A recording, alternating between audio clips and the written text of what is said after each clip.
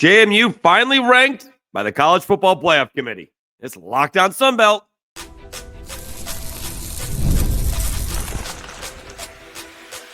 You are Locked On Sunbelt, your daily podcast on the Sunbelt Conference, part of the Locked On Podcast Network, your team every day. All right, Dave Schultz, Locked On Sunbelt, your teams every day. Today's episode brought to you by FanDuel. If you want to be right in the middle of the action this season, visit FanDuel.com and place your NFL live bets all season long. All right, please subscribe. We're getting a lot of new people in, and it'd be nice if, 10% of them subscribed. We'd clear that 3,000 subscriber mark instantaneously. So if you are new to the channel, please subscribe. It is a big, big help. And thank you for making Locked On Sunbelt part of the Locked On Network, the number one sports podcast network in the world. So it is sincerely appreciated. Leave those comments as well. I am the one replying. That is a big help as well. All right, we'll get to ODU, Colton Joseph going into the portal. Most of the stuff happened on Tuesday, but we did the crossover yesterday with Zach from Locked On Bruins. And we'll talk early signing day. Little surprise at the top of the rankings for what it is worth.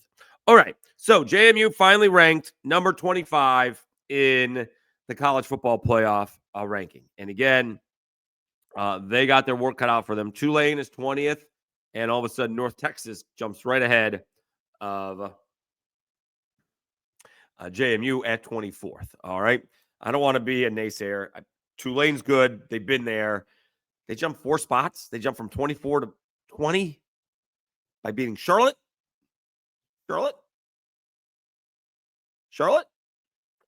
Nonetheless, JMU is going to need a lot to make it into the playoffs. All right. I'm not convinced they're going to be. I'd like to think they are, but just based on 100-year checks, it's one way for these teams and it's another way for these teams. Head-to-head works over here. Head-to-head doesn't work over there. We're talking good wins over here, and we're talking bad losses over there. There's nothing consistent. They make it up as they go along. I think Nicole Auerbach hit it on the nose when she said they come up with the rationale, or they come up with the teams, and then they come up with the rationale to fit those teams. So that's what I think. And so JMU is going to need, obviously, Duke to win and beat Virginia, which I don't think is going to happen, but nonetheless, it certainly could. There's a comment in there in the YouTube thing, as he said, growing up as a Virginia fan, don't underestimate the ability of Virginia to screw up a good thing. Long years of heartbreak for Virginia football fans. So you're going to need Duke to beat Virginia. But then if Texas Tech beats BYU, so BYU is out, does that put Miami in? And maybe that doesn't hurt JMU because that's BYU out and Miami in. But I still believe, if given the opportunity, the college football playoffs are going to want Alabama. They're going to want Alabama. They're going to want Notre Dame. And they're going to want BYU. All right. And Miami, if all feasible. Okay. That's what they want. I am, by the way, just I got the remnants of the cold. Somehow it was bad all day long. And like at 3:30, it went away. So hopefully by tomorrow, we'll be all set and going to Harrisonburg for Friday's ball game. Nonetheless, still got the water, or in this case, the diet green tea to get me through this. All right. So if I cough up a lung, it won't sound good, but I do apologize. All right. So yes, I think JMU, is going to have their work cut out for them. Doesn't change what's been a great season. All right. And even I'm so impressed with JMU and ODU fans, to be honest with you. Right? JMU fans, basically on here, we had our shot against Louisville. We didn't win. If we beat them, we'd be in the college football playoff. We didn't. ODU fans, the same way. Right? When I mention divisions, they're like, no, we had our shot. We lost to Marshall. We lost to JMU. Usually you do not get – the SEC fans are not nearly as mature as Sunbelt fans. And I'll give you a perfect explanation. And this is not necessarily – he's a Virginia guy, Chris Canny, ESPN. And so people are saying because Alabama went ahead of Notre Dame, Alabama's going to go in even if they lose to Georgia. Well, you're not going to penalize Alabama for making it to the SEC championship game and losing to Georgia. No, we wouldn't penalize them for that. We'll penalize them for losing to Florida State. That's where they're penalized. Don't have 3 losses. That's where it comes from. We won't penalize you for losing to Georgia, which would have been 2 losses. We're going to penalize you for losing to Florida State early in the year. That's your 3rd loss. I understand it's the first game. I understand it's August. Tough. But that's not what's going to happen. All right. Alabama's going to win. They're going to be in, obviously. Alabama's going to lose. They're going to be in, I think. And so they're going to want as much Power 4 schools in there compared to JMU. So we'll see. Again, the only thing that JMU can do is go out and control what they can control, and that is to beat Troy. If you get caught up in all the other stuff, that's going to be a problem because you may lose focus on the game. And remember, Troy is the kind of game that they'll keep on coming. You got to put them away while you can. All right. They've had some not so great performances towards the end of the year, but they've also had performances where they're not going away. Earlier in the season, come back. They got pushed to the limit by Southern Miss. Southern Miss didn't even play that well, and it's a 3-point ball game. But boom, Goose Crowder, Ra Thomas, 75-yard touchdown, ball game. Excuse me. And so it would be great if JMU could find a way to sneak into these playoffs. I don't think the College Football Playoff Committee is going to allow that to happen. So I guess a few things have to happen for maybe that possibility. And Duke beating Virginia is the first one. But they're going to try and get Miami in, I think. They're going to try and get Notre Dame in. I guess Notre Dame's going to be in because they're not going anywhere. I guess maybe they fall out if BYU beats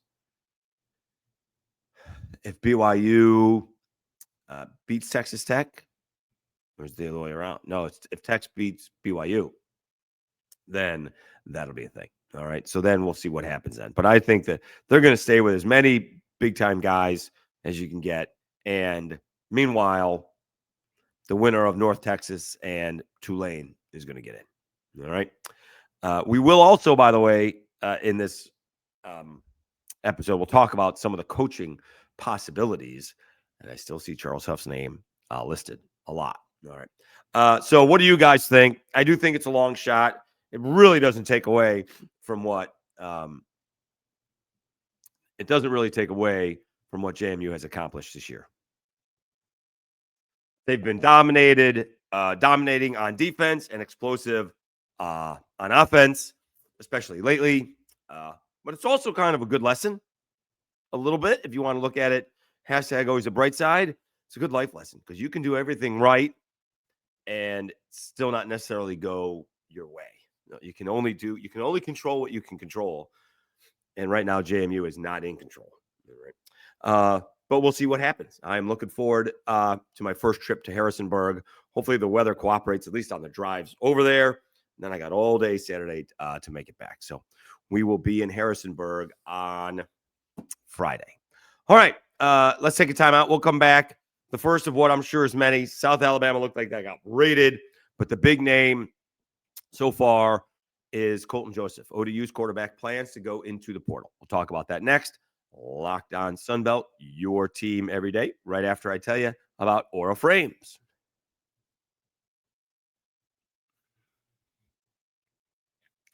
The holidays are officially here, which means gift hunting season is on. And if you want something meaningful, personal, and guaranteed to get a reaction, Aura Frames is a gift that delivers every time. It's not just something you wrap.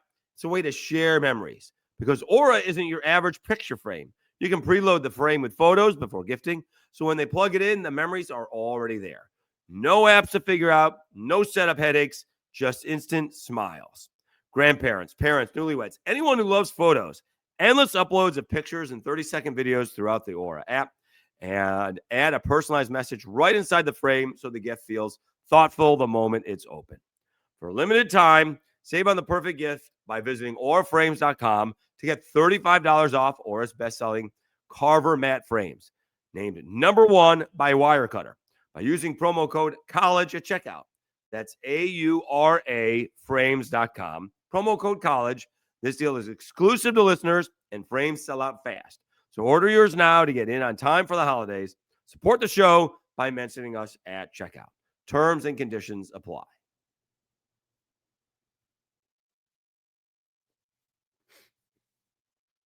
All right, Dave Schultz, locked on a Sunbelt, your teams every day. It is amazing when you catch a cold to be dehydrated and go into the bathroom all day long because you drink so many of these. On tour, it's about 75 minutes. I have one of these. The other day when I did a tour, I had 2. That's way too much. I had to stop in the middle of the tour to fill up because I wanted to stay hydrated. All right. Enough about me, although it really is all about me.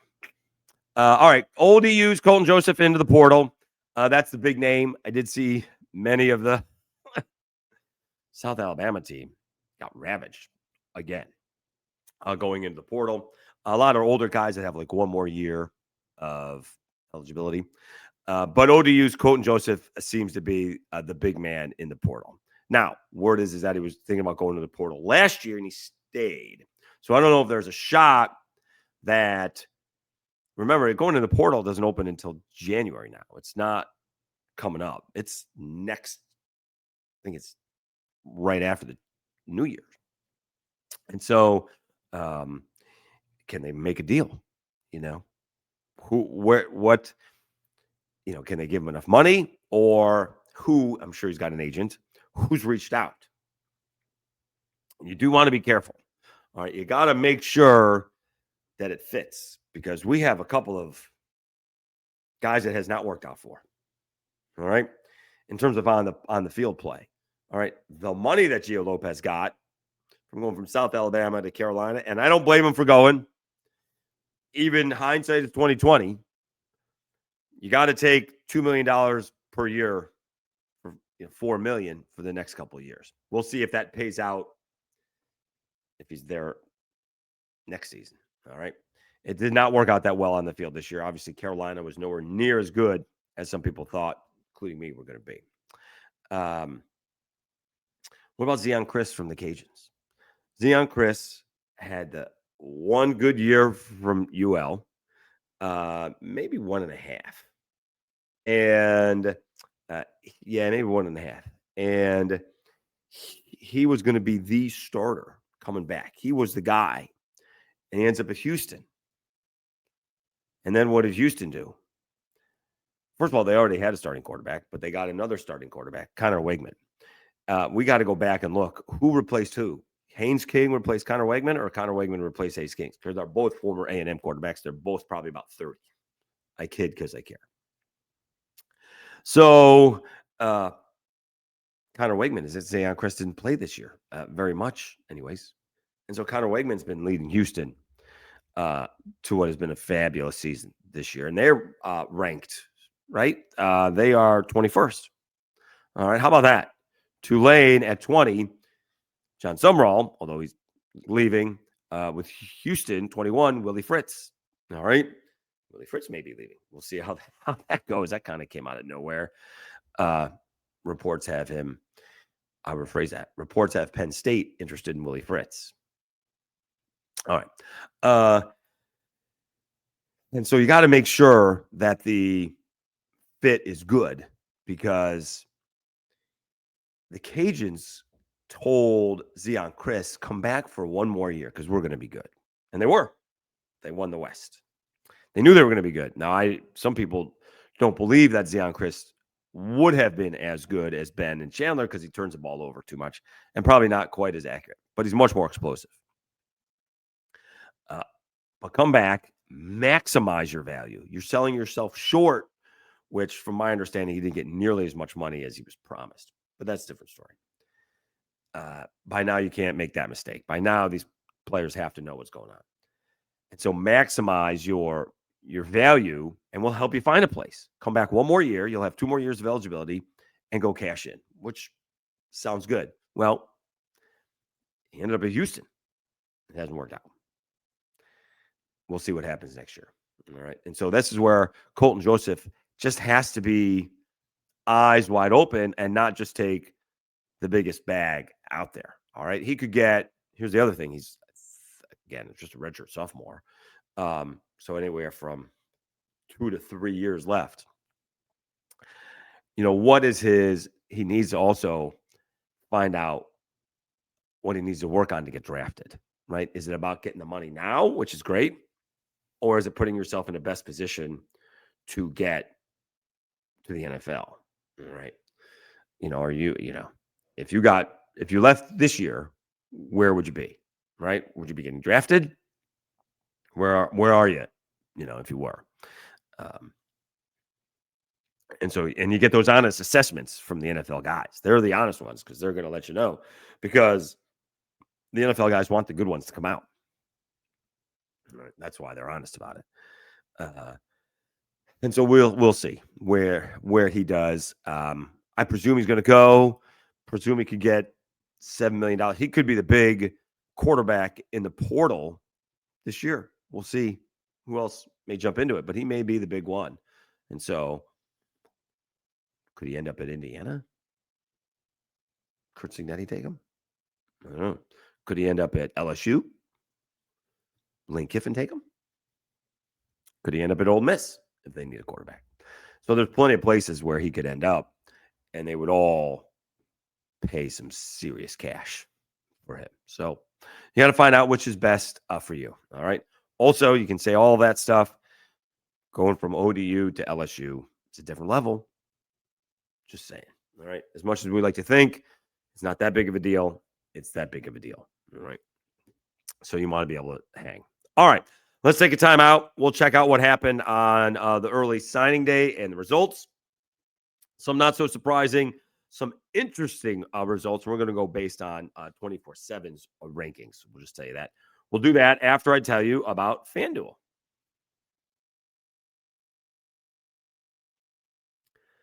NFL Sundays move fast. One big play, and suddenly everything feels different. That's what makes live betting with FanDuel so exciting. You're not just watching the game, you're reacting to it in real time. With FanDuel, you can place bets as the action unfolds, every drive, every momentum, swing, every highlight moment. Live betting is best when the game starts to shift. The receiver gets hot, defense tightens up, or momentum flips after a turnover. FanDuel lets you jump into the moment. Live spreads and money lines adjust instantly. Player props update as guys heat up. You can bet next touchdown scores, drive results, totals, and more. It keeps you locked into every snap, every drive, every possibility. I was coming off tour, and A&M had a huge deficit against South Carolina. Boy, did I want to live bet that one. I didn't have a chance to get it in.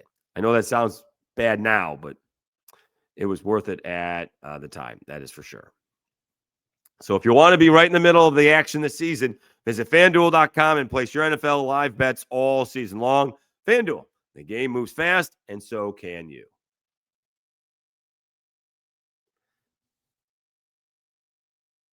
Dave Schultz, Lockdown Sunbelt, your team every day. Should be your teams every day. All right, so everything that's going on, college football rankings, the coaching carousel. Penn State still doesn't have a coach. It's crazy. Excuse me. But Wednesday was early signing day. All right. And the Sun Belt had themselves a day. All right. App State right now has the number one class in the Sun Belt. 25 commits. They have the only 4-star in there. And technically, he's a 4-star composite, whatever that means. Jamel House, tight end, 6'4", 238 out of Newberry, South Carolina, picked App State over South Carolina, Cincinnati, Coastal Carolina, and Liberty. Yeah. How crazy is that? Among others.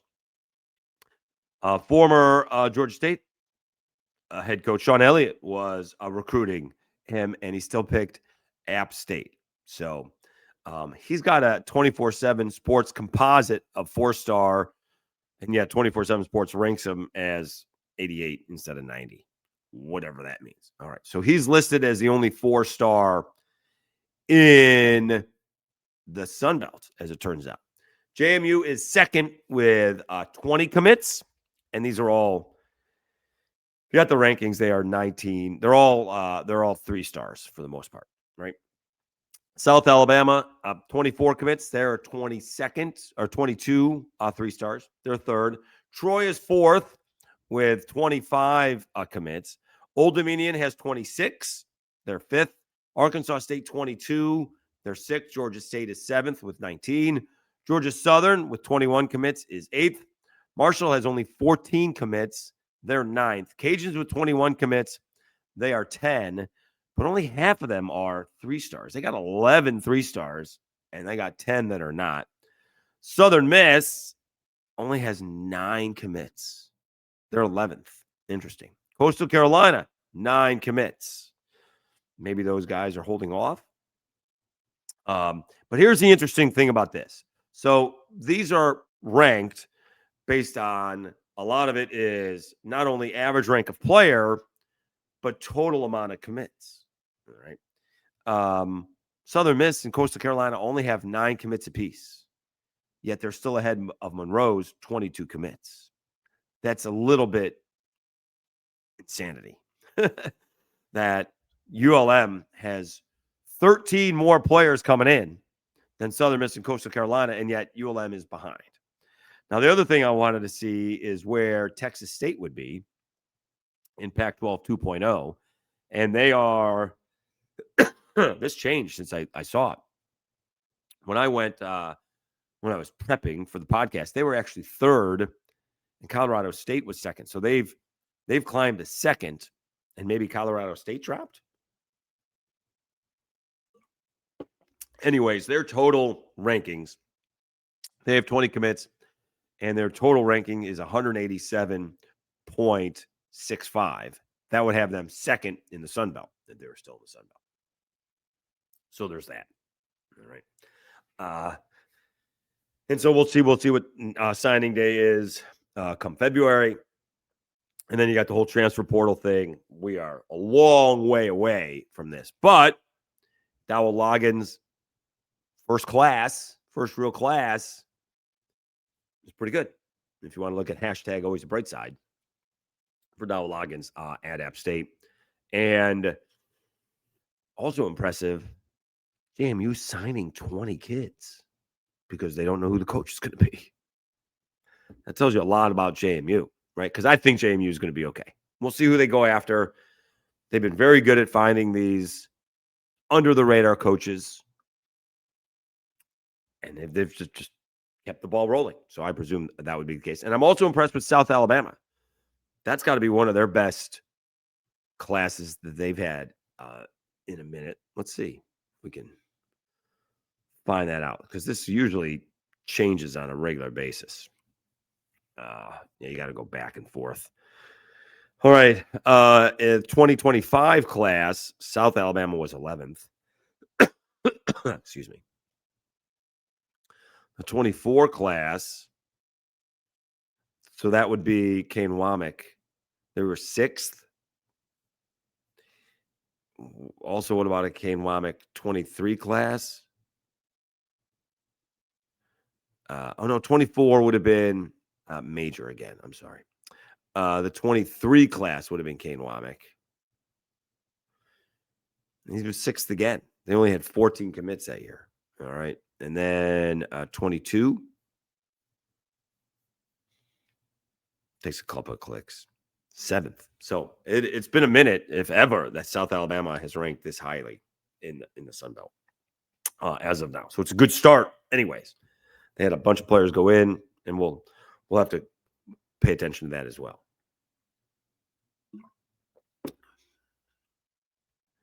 All right, in terms of coaching searches, all right, we got let's see here. Chris Vanini from the Athletic / New York Times.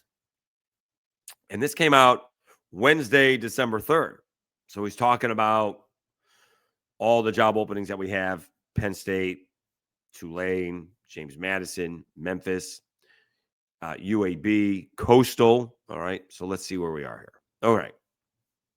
So I mentioned Tulane because we'll see if Blake Baker stays the defensive coordinator. All right. He seems to have interviewed at Memphis as well. But Charles Huff is mentioned from Southern Miss. All right. So is Kennesaw State's Jerry Mack, who did it good. Billy Napier is mentioned in Tulane. Okay. Excuse me. Then we go to James Madison. All right. You got Tyson Helton. Could you get brother against brother? If Tyson wants to come in and take on his brother at Georgia Southern, that would be a lot of fun. You have Indiana defensive coordinator Bryant Haynes, former JMU assistant, FIU head coach Willie Simmons, Navy offensive coordinator and former Mercer head coach Drew Cronick, Miami defensive coordinator Corey Heatherman, all right.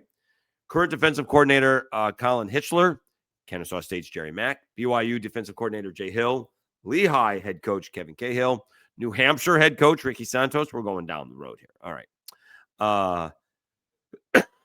So they got plenty of people they are potentially looking at.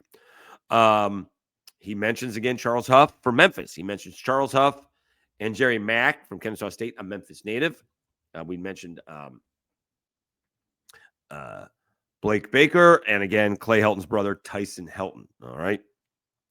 And maybe Dan Mullen getting in there. Is Dan Mullen really going to go from UNLV to Memphis? All right.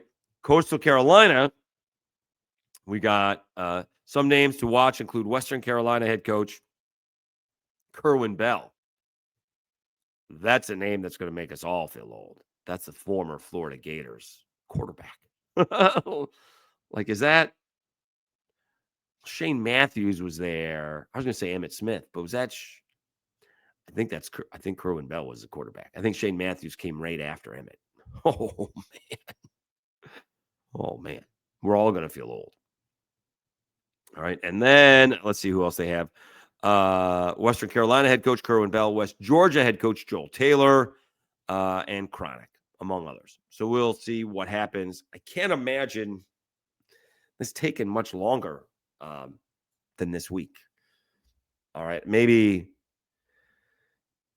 Well, remember a quick story here, and I always kid him about that. I was in Mobile, and I went to the Sun Belt Championship when it was the Cajuns versus, App State. They played App State in Lafayette. And saw Mike Desimo on the field. And he'd been around the program for a long time, so he knows who I am. Hey, Dave, how's it going? How's it going, coach? Good to see you. Best of luck. That type of deal. And then he got named the coach like the next day. The thing is, it was a known thing. It wasn't like it was announced he was named the coach. They had all agreed to it. And apparently the only people who knew about it was Brian Maggart, maybe the school president, and Desimo and his wife, and probably Billy Napier. That's it.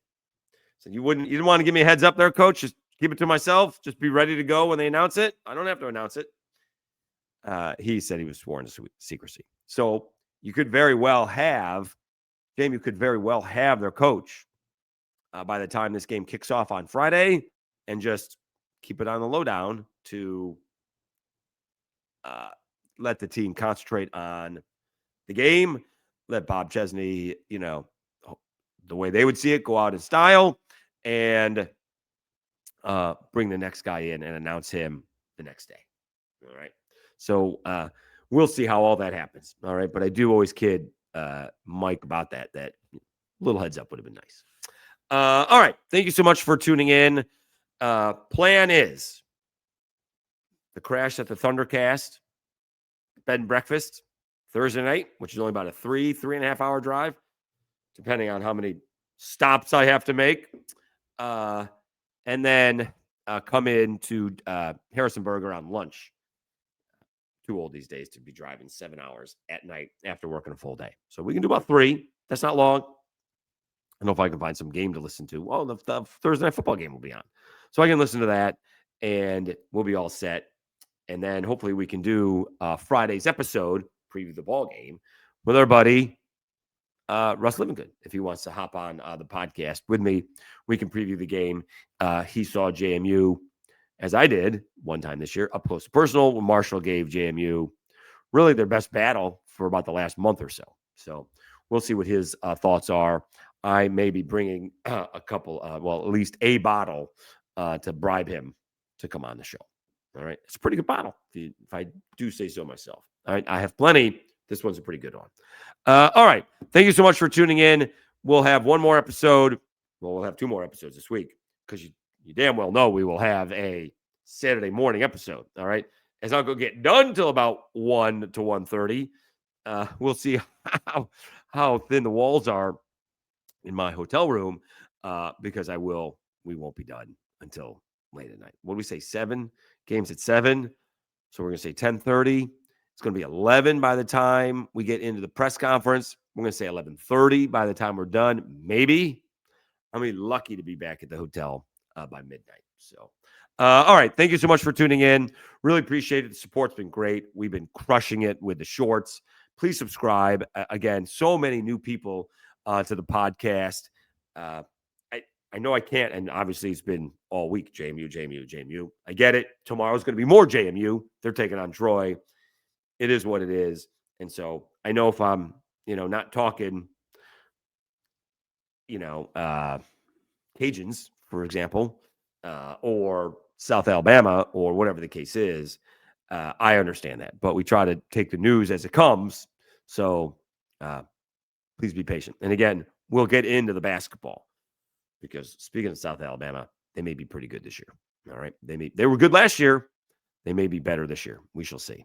Again, we'll be back again for Friday's episode. So be sure to have a great Thursday. And we'll talk to you from the Thundercast bed and breakfast. You've been watching Locked On Sunbelt, your teams every day. Have a great Thursday, everybody. We'll talk to you again on Friday.